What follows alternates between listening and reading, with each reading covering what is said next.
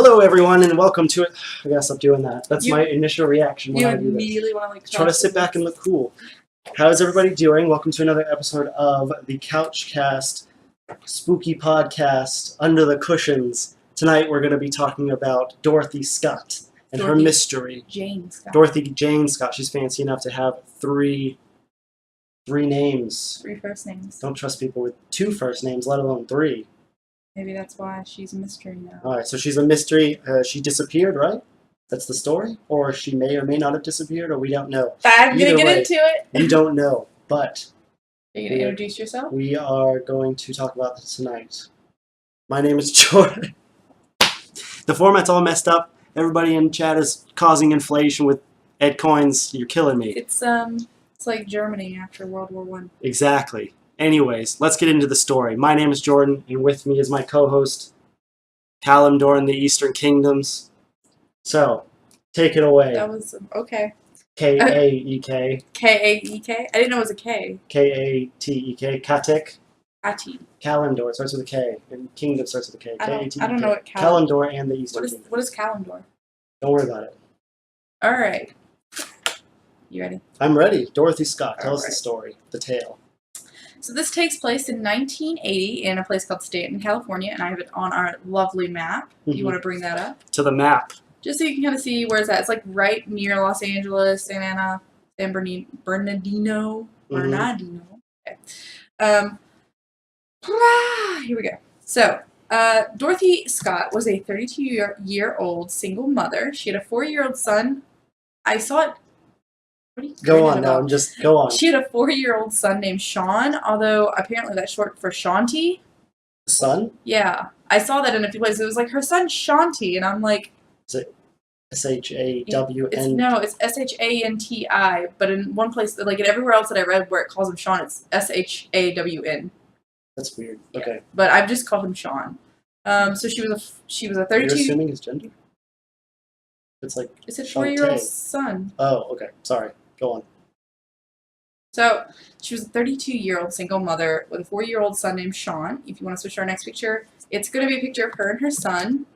I had to find this on a website. That's what the red text is there at the bottom. Oh my god. Copyright infringement. Let me just say, first of all. Yeah. Shantae.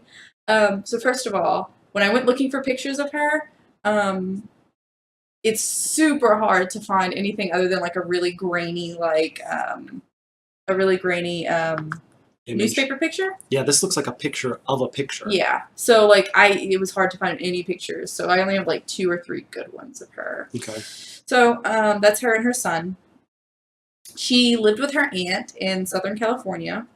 She was known to be very religious. She worked as a secretary in the back at quote unquote swingers psych shop, which was basically like this hippie store. Like, you go in there and buy, like, bongs and stuff. Okay. Classic. She was described as dependable, kind-hearted, and compassionate, and a very loving and devoted mother. Switch to our next picture. Okay. Just another picture of her and her son. Like I said, it was really hard to find pictures of her. So she led a very, very quiet life. She was kind of described as a homebody. She didn't date very much, if at all. She stayed at home or went to work. It's a running theme. Yeah. With all these women. They've all been women. It's a running theme between them. They all just sit at the house and just don't do anything. This podcast is actually about crimes against women. Oh my god. The undertones. I'm a feminist. Okay. So she led a very quiet life. She didn't date. Her life was described by a friend as, quote unquote, as dull as a phone book. Okay. What a great friend. But she worked at like this hippie bong shop, so whatever. So early in 1980... You can probably switch off the picture. I don't have another picture for a while, actually. So, early in 1980, she began receiving calls from an unknown man while at work. Dorothy told her mom that she knew the voice, but she couldn't remember who it was. So it was familiar to her, but she couldn't place it. Okay. She knew that she had heard it before, but she kind of just didn't know. So, in these calls, he would call her while she was at work. He would obsess over her. So he would be very, very loving and doting and talk about how he was going to spend his life with her and how much he loved her and everything else. But then the next phone call, he'd be resentful and angry and, like, really terrible. That's weird. One of the exact quotes, I tried looking for, like, phone calls, like the actual like transcripts of some of the phone calls, they're very, very scarce to find, and I couldn't find like a recording. But one of the quotes that I did find, he said was, "Okay, now that you're going, okay, so sorry, it says, okay, now that you're going to come my way, and when I get you alone, I will cut you up into bits so no one will ever find you." So he's a real winner. I don't even know where the cat is. I came for the cat. Okay, so the caller would tell her that he had been following her, and he would recount the details of every day. So he'd call her like every day and tell her what she had done the day before, what she was wearing, where she had gone, this, that, and the other. And it was like Jesus. very detailed. So this would happen every day? Every other day, like here and there. Like he was like often enough that it's weird. Like he's Which calling her anytime. It was kind of weird. So I didn't understand. Some places said that he just called her at work, while other places said that he called her at work and at home. So it was back and forth, but I know for sure that she was definitely called at work. That was one thing that they mentioned.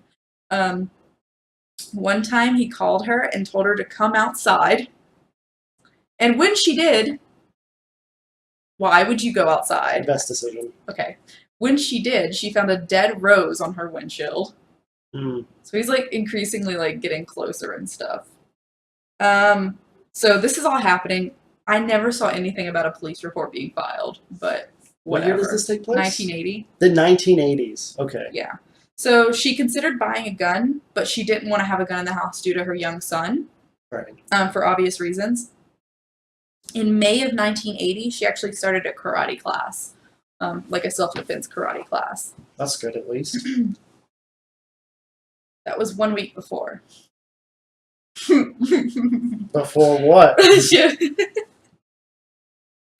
I was reading this article about it, and it was like, and then she took up a self-defense class 1 week before. Period. I was like Cliffhanger. Okay. Oh, so, on May 27th, 1980, she is called into work for a 9 p.m. staff meeting. I don't understand that. Where does she work? Oh, that's smoke shop, smoke essentially. Shop. Okay, yeah. Well, there's a smoke shop next door. Hers is like the shop that she works in is like a psychedelic The store. accessories. Yeah, so you've got like bongs and like posters and whatever. A head shop. Yeah. So she's called into this 9 p.m. staff meeting. It's late. Which is Well, it's California though. Yeah, but 9 p.m. is it's such a weird time to have a staff meeting. I mean, it's weird to me. So she drops her son off with her parents for the evening so that she can go to work and she'll pick him up after. So during this meeting, this guy named Conrad apparently gets bit by a spider. okay. He didn't realize he'd been bit. Let's start off with that. He just like started having symptoms, and she was like, "Whoa, that's not okay." So he began to have problems, and they found like a streak on his arm, like where he'd been bit by something, and so she insisted that Conrad needed medical assistance. She was like, "You're not okay."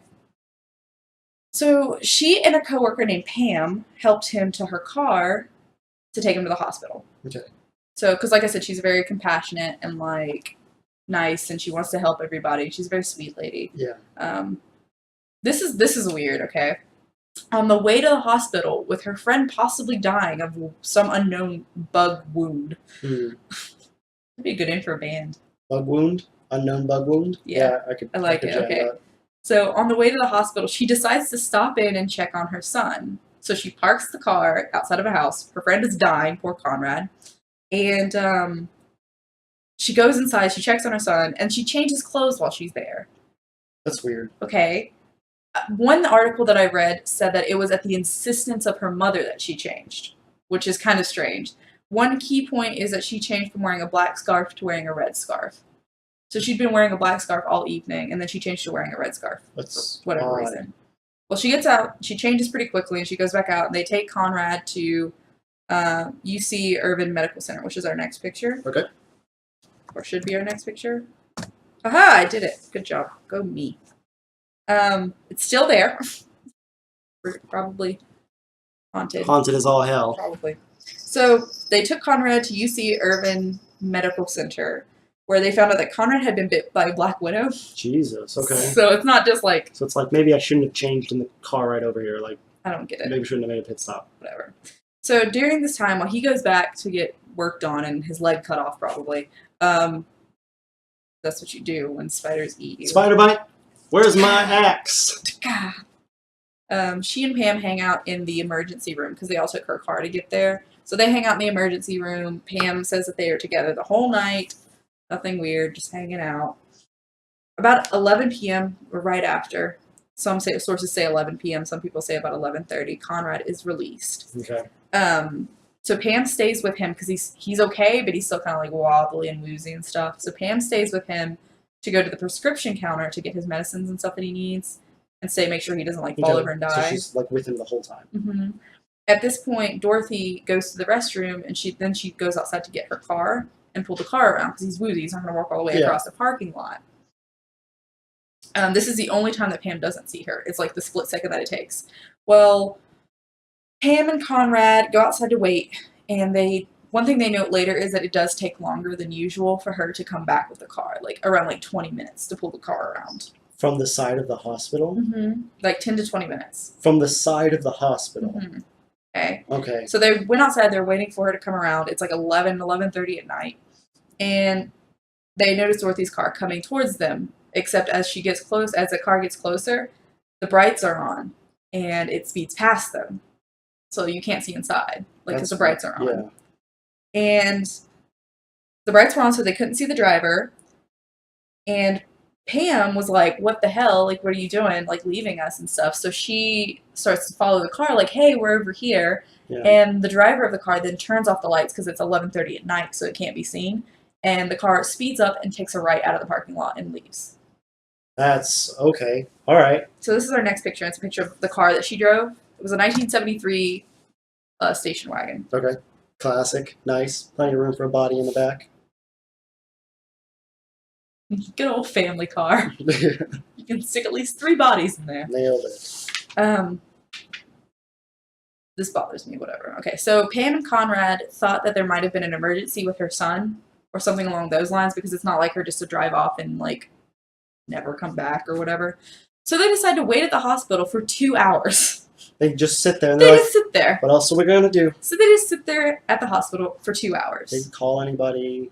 No, they just sat there and waited because they're like, I'm sure it's fine. She'll be back. What? Do what? Yeah. Okay. All right. All right. Go on. Okay. I need coffee. Hold on. I'm just, there are a lot of weird decisions being made right now, and I just don't understand any of them, but we're going to piece them together. As you should.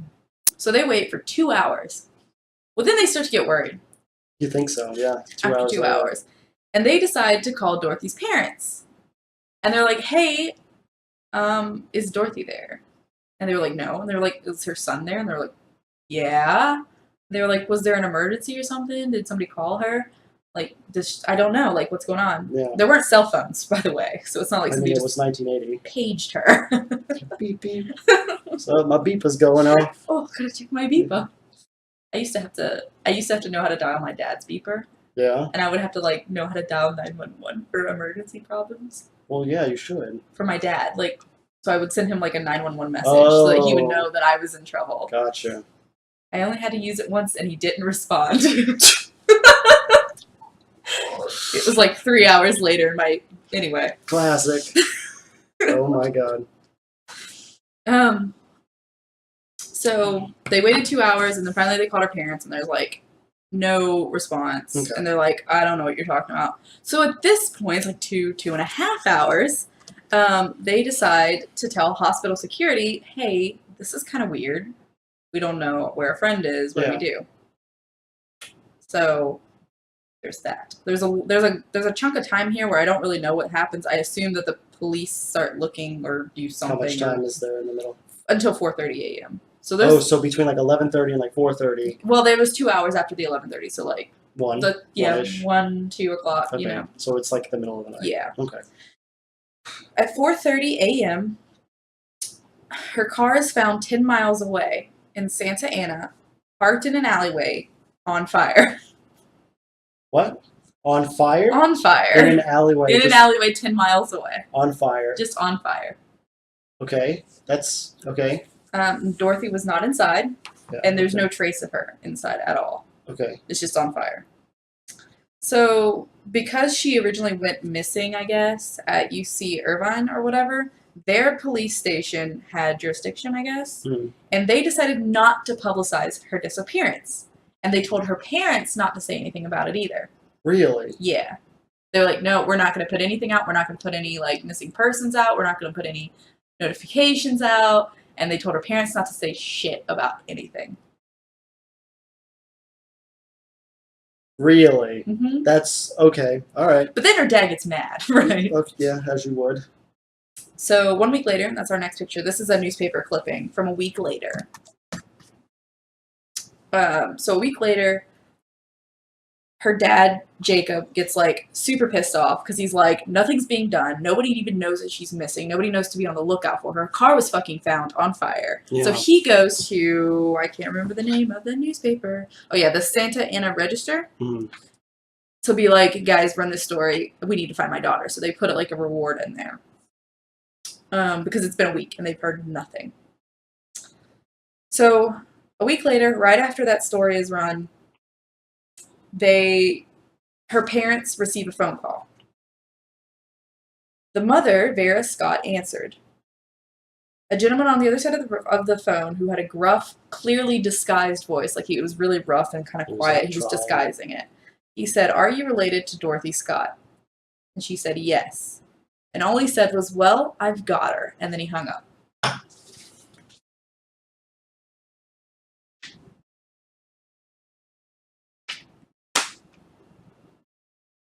Go on. Okay. Well, 2 weeks later, the editor of the Santa Ana Register ran another story on her disappearance, like a full story. Right after the story ran, a call came to the editor, and it was the same. It was gruff, soft-spoken, clearly trying to disguise itself. Mm-hmm. This time the voice tells the editor, "I killed her. I killed Dorothy Scott. She was my love. I caught her cheating on me with another man. She denied having someone else. I killed her." And then he hung up. Or, well, shortly after this, he says some other pieces here that we're going to go into. So he says this about killing her or whatever, and then he goes into details with the editor, saying that he knew that her friend had been bit by a black widow that night, which had never been released to the public. Nobody had ever said why she'd been at the hospital. That's really strange. He also noted that Dorothy was wearing a red scarf when he took her. Okay. He also stated that she had called him from the hospital to inform him of what was going on. But her friend Pam said that this was false because Pam was like, she was with me all night. The only time that she left was for the few minutes to go to the bathroom and then go out to the car. Yeah. But Pam seems kind of shady to me anyway. But they're all kind of shady, except for Conrad. He's just like, "I'm dying. Please take me to the hospital. Please cut off my leg." Yeah. Okay, so this is really bizarre. Yeah. I'm confused. Okay. So after this, after the editor got this call, the same caller would call the Scott's residence on Wednesday while only Vera was home, her mother. Yeah. And he would ask any what? Nothing. Go on. He would ask any variation of, "Is Dorothy there?" And "I've got Dorothy," or "I've killed Dorothy," and then like hang up like right after. Really? Okay. This went on for 4 years. 4 years? 4 years? I don't have the commitment for that. How do you have the commitment for that? It's a lot. 4 years? The one thing that I read about it was that it was pretty regular. Like, it was always Wednesday during the day when only her mother was home alone. Wow. Yeah. And it was like always like on a Wednesday. And it was like regular, like on the dot. Are you going to go into more about what he said? Because do you remember, did they say when the last call was? Oh, we're going to get there. Okay. Yeah, I don't want to. So this goes on for 4 years. 4 years. And during this time, there's no sign of Dorothy whatsoever. So he just says, like, literally all he ever says in these phone calls is Dorothy there? Well, I've got her. She's dead. I killed her. That sort of thing. And nobody... The police tried to tap the phone, but he never stays on long enough for them to get a read. And yeah, because at that point, technology was, it's like 1980, 1984. Yeah. You know, it's not the best. So in April of 1984, he calls in the evening Okay. on a Wednesday instead of during the day. At this point, Dorothy's dad picks up, which normally doesn't happen. Uh-oh. And so when he was like, hello, like on the phone, the caller immediately like hung up or like said that he had a wrong number or something along those lines and did not call again. Wow, that's strange. One of the theories about this is they think that maybe he suspected that the family had moved. And so he was like, oh, because he'd only ever got Vera.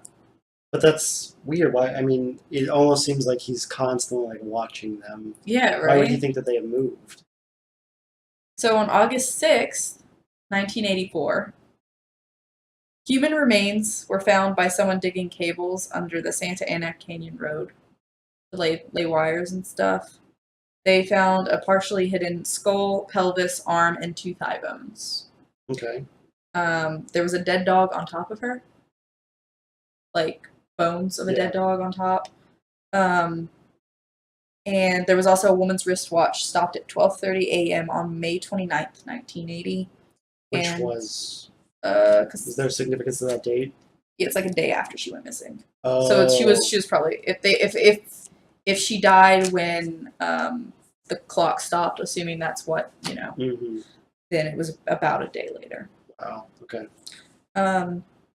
So the watch was stopped at 12:30 a.m. on May 29th, 1980. They also found a turquoise ring that her mother later confirmed to be hers. So it was her. Right after the newspapers reported finding her body, the caller called their home 2 more times. The only things he said during these 2 phone calls was, "Is Dorothy home?" before the call stopped for good. And I have another picture. This is another newspaper clipping. And that was the last 2 calls he ever made to the family. The last 2 calls he ever made. Yeah. And I'll just give everybody like a second to like kind of look over that if they want. 4 years of just calling nonstop or Yeah. every week. That's actually like insane. And they couldn't tap it because he was only on there for a few seconds.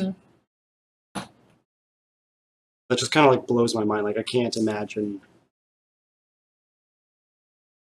Did they identify the bones? They are hers. That they know 100% sure that they are hers? The cause of death was unidentified, so they have no way to It know. doesn't seem like there was enough. Like Yeah, and they had no way to know if like she'd been raped or anything beforehand, obviously, because it was just bones at that point. Jesus. And the way that they found her, like some reports said that she was found like kind of in a ditch under dirt, while some people said that she was under brush. But the one thing that I read about the dead dog was like that she was found, there was like a layer of dirt kind of haphazardly over her, and then the bones of the dead dog were on top of that. Oh. And then covered up again. And I have a slight thing I might go into with that as far as like, yeah, we'll get there in a second. Okay. I'm almost done with my notes though. Okay. So go on. The calls did stop for good, and the next picture I have is actually a map of where everything occurred. Okay. And this should be pretty straightforward. So the center where the medical center where she went missing is clearly marked right there in the center, right there. I don't think they can see that. Oh yeah, you probably can't see my mouse. No. I don't know why I was doing that. Doesn't make any sense. Go on. There's the medical center, Santa Ana, and there's also over on the right, that little red line up there, that is the Canyon Road. That's where she was found. And her car was found somewhere in Santa Ana on fire. So. What are these roads? Just roads so people kind of know so where you can the area. Figure out where it is. Yeah. Okay. And that's my last picture. The was never solved, is still unsolved, and has no suspects. Jesus. No suspects either. That's the worst part about it, I think. Now, when I was digging, and I don't know how real this is, I found it on a crime blogger website that somebody had like reached out to her son. Yeah. Because he's still alive, and he was raised by his grandparents after she passed and everything. He stated that he was under the impression that recently, like as recent as this year, police have identified a suspect. Really? I don't remember the gentleman's name, but I do know that he was the brother of a woman that worked in the shop with her. And that he would have known her work schedule because... That's what I was going to ask you next. And also they said that he had... he was a weird guy, for one thing, from what I read. And it was another thing that they said that, like, he had cult activities, possibly, which might explain the dog bones and stuff like that, sacrificial stuff, bleh. Yeah. But he is, like, the only real suspect. And that's only been, like, this year. Like, the article that I found was from, like, May of this year. Oh, this year? This like, year, 2017. Like 6 months ago. Yep. Wow, that's... He's, like, when I was reading about, like, what he had to say and stuff, he says he gets tired of seeing... That dude's probably, like, 45. Yeah. Like, he's, like, or 50-ish. Yeah. So he says that he gets tired of seeing all the really grainy pictures of his mom. Like, he wishes there were good pictures of her out there because she's pretty and everything. Yeah. He said that he doesn't really remember much about her, except that, like, she would make clothes for him, like, from curtains and stuff. Like, she'd make his clothes so that she had more money to spend on him out in places. Nice. So she was just, like, a nice woman, you know. How old was he? 4. When she died. When she died. And they originally thought that her ex-husband or ex-boyfriend or whatever he was, Sean's father, was a suspect, but he had an alibi. He lives in Missouri. Like, he was like, I'm not going to go to California. Way over here. Got other stuff to do. Yeah. Interesting. Okay, so, chat. What does everybody think about that story? Do you guys have any opinions or ideas? Because this one's interesting. Like, especially because nobody saw him. She was just there, and then she wasn't there. Yeah. I am kind of under the impression that it may have been somebody that she works with. That's how I feel. Just because she knew, whoever he was, seemed to know her schedule, like, straight up, like, 100%. And it's interesting. And the dude would recount her day to it. Here's the interesting thing about that as well. So, a fun fact that I found out afterwards that kind of convinced me of the same thing, or at least that he was related to somebody in the shop as well, was the fact that he somehow got the parents' phone number. Yeah. So, this goes back to the fact that apparently her father at one point owned the shop that she worked for. Oh, really? And he was like, sold it. Here we go. He sold the shop, and he still agreed. He still came in to do, like, maintenance work and stuff and, like, help out occasionally. So they all had his phone number pretty well memorized, which is how Pam knew his phone number. Yeah. And so it was like a common, like, this is Jacob's phone number. This is how you can get a hold of him if something goes wrong. Because he had previously in the shop, which would explain how he got the parents' number. Well, don't they say that most killings happen from people that you know or family members? Like, it's very rarely, like, a random thing. You know the interesting thing about stalkers, especially, because he was stalking her, is that there's a higher percentage of people than you think that actually get stalked. Like, I believe it. Every year. I believe it. 100%.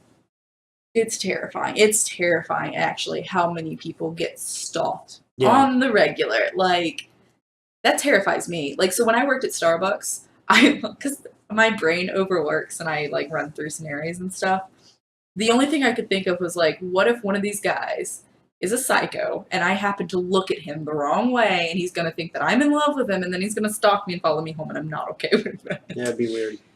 So Matt had a bunch of guns, though, so I think we'd be okay. He was more than willing to shoot somebody. All right, let's take a look at this question log that we've got. Oh, my God. Here we go. Let's pull it up here.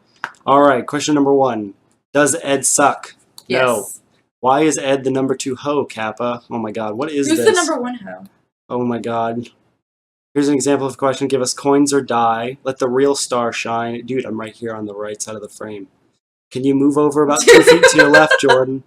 God damn it. Was stalking before Facebook difficult, Jordan? You have no idea how much harder it was to stalk people before Facebook. Listen, you don't even have to try anymore, man. You just log in, you just, like, know. You follow Instagram, you follow Facebook, and you follow Twitter. And you basically know everything about somebody. Snapchat has, like, a thing now where you can, like... And Snapchat. And they can even add your location. Yeah, you can it's so easy. You stalk from the comfort of your couch. You can do it on Skype, so you can just drop your location in. Oh, my God. You can stalk people from the comfort of your own couch. The Couchcast. Welcome. Maybe I'll give you guys some pointers someday. All right, so what do you got? What do I got? Yeah, what do you think? What do you think? Because I'm confused. It sounds awful. She definitely knew who it was. Well, I think she had met him once, and if it was the brother of one of the people that worked in the shop with her, like that makes sense too. Like maybe he popped in the shop one day and was like, "Hey, sis," and that's where she knows the voice because she did admit that the voice was familiar. She just couldn't place it. So it's like one of those once I met him one time, you know. But then how would that? I wonder how that dude. Well, he could have gone like rifling through her things to get the number because having the number. What number? The parents' number. If he was friends with, if he's the brother of a woman that, like she probably knew it or whatever. Like I'm sure it would have been easy to get that. Or it could have been written down, I guess. Yeah, I'm sure it's easy to get that number. It's like 1980, like nobody thinks about that stuff too. Yeah. It's like a different time period. That's true. Yeah, he definitely knew her though. See, another thing, like they went to that staff meeting. Mm-hmm. And then they went to were there any reports of anybody missing from the staff meeting or anything like that? Like everybody was accounted for? I will say that I was reading that 2 years after she disappeared, there was a case that they suspected might have been linked that involved, like, I think she was like 17 or 18, this young woman who went missing. The only similarity, though, was really that her car was also found on fire in a field somewhere, like nearby. But that was really the only like link they could find. That's a good question. Do we know anything about the dog? She didn't have a dog. That was one thing that I read. Like it wasn't hers. Like they just think it was like a random stray or something. There's no information about it. I mean, I could see whoever it was just using the dog to kind of mask the bones and try to mix it up, you know, so it doesn't look as sketchy. But you said they found like a skull, right? Her skull, yeah. Like the entire skull or pieces? From one of the articles that I read, it said like a full skull. Because it was like a skull, a pelvis, one arm, like part of an arm, and a leg, and two thigh bones. Thigh bones? Huh. And they were found next to like this highway, this like canyon road. And they were digging. They were digging for power lines, like putting down cable lines and stuff. Jesus. And the road was 10 miles away from the... No, her car was burnt. Where was the body found? How far away from the... What's on the map? If you go back to the map, I can show you. So, like, I'm going to show you. So this is where the smoke shop was. But Custom John's. Custom John's is where the smoke shop was, because it's now called Custom John's, or it was at that point. Her car was found somewhere around here in Santa Ana. Oh, in the blue square. Okay. It didn't pinpoint where.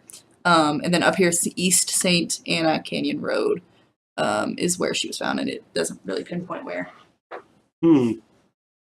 That's strange. I want to know why he lit her car on fire. Well, I guess there's no other way to get rid of it, is there? Yeah. There was no evidence of anything in the car, dude? No. It was, like, completely, like, destroyed. Oh my god, the mysteries are killing me right now, Smalls. Yeah. It bothers me. I hate, like I said, I say this all the time, but I hate stuff like that isn't solved. And the fact that some dickbag is probably still out there walking around. Well, that's the scary thing about it, though, isn't it? Because he's like 50 now. I mean, assuming he was like 20-ish. He's just hanging out. Did either of the parents recognize the voice at all? No. Because, I mean, she heard it every day for 4 years. Or every week for 4 years, I guess. He did not. They all described it the same, though, as, like, gruff. But very quiet. Trying To disguise his voice. I wonder why. What do you think goes through the mind of somebody when they're like, oh, by the way, I'm going to call them every 4 years just to torment them? It's like, so fucked up. What could trigger somebody to do that? Like, genuinely. Like, I'm going to say I understand, like, murdering somebody, but I mean, I don't. But, like, I don't understand, like, tormenting somebody for 4 years, dude. That's a long time. I would get impatient. It's just, like, putting salt in the wound, you know? Yeah. And it's, like, some of the phone calls... Did she have a grudge against anybody? Was there any... No, she was, like, a nice girl. Like, she was just quiet. She was religious. She stayed at home. She worked hard. Like, there wasn't, like, anything... Like, what is the percentage? It's, like, something crazy. It's, like 60% or more. Of people that you know? Will experience stalking in their lifetime or something like that. Oh, my God. Whether or not they know it. Like, that's the thing, too. Like, a lot of people that are stalked don't know it. You just don't know. You never know it. Yeah. Look at these comments, though. Beavis Scott says, "Hello, is your Dorothy Jane Scott running?" Oh my God, David not replies, anymore. "Better go burn her." Oh my God. "Hello, do you have Dorothy Jane Scott in a can? Better let her out. Oh wait, I got her in a barrel." Oh my God, you guys are the worst. Oh God. Oh God. Aren't we assuming his intention was antagonism? I mean, it might not have been. Maybe he was just doing it for kicks. Well, I think it's one thing. So it was like some of the phone calls he'd be like, "I killed her," and then some of them would be like, "I have her." While some of the phone calls were just, "Is Dorothy there?" Like, that's so fucked up. Like, of course she's not there. She's dead, and he knows it. Clearly insane, out of his mind. Yeah. Damn. I wish I could just, like, talk to him. Just Ew. interview him. Ew. We don't even know who he is. I know, but that's what I'm saying. Just figure out, like, why he did it.